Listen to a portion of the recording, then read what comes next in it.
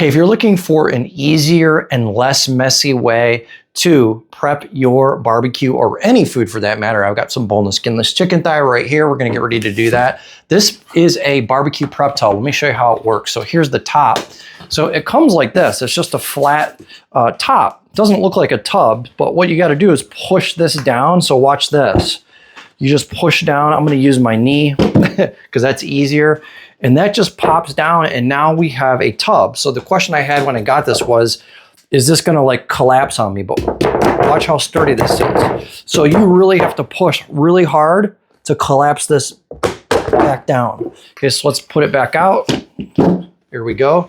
And I'll just kind of show you the inside. It's a real thick rubber ribbed right here. And this is a nice solid plastic. When you put this into the down position, look, this right here, this becomes your cutting board. So I can go ahead, I can cut my chicken, I can prep my chicken, prep any food that I want, throw the chicken in there, I can marinate in here, I can dry rub in here, do anything you want, then just go ahead and put the lid back on and then put this out into the refrigerator, okay? Nice tight lid there.